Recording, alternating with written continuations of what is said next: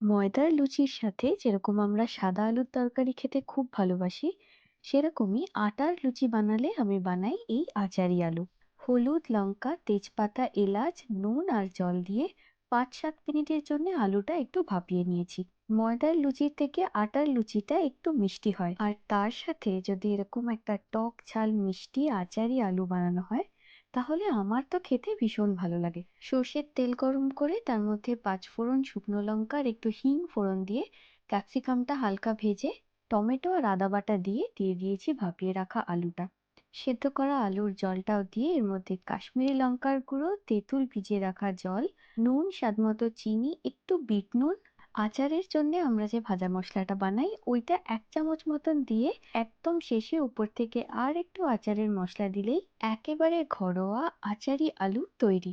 আচারের মশলা বলতে পাঁচফোড়ন, বেশ অনেকটা সর্ষে, শুকনো লঙ্কা ভালো করে ড্রাই রোস্ট করে গুঁড়ো করে নেওয়া, টমেটো, আদা দিয়ে সবসময় একইভাবে নিরামিষ আলুর দম না বানিয়ে মাঝে মধ্যে এইভাবে বানালে কি অপূর্ব যে লাগে, কি বলি!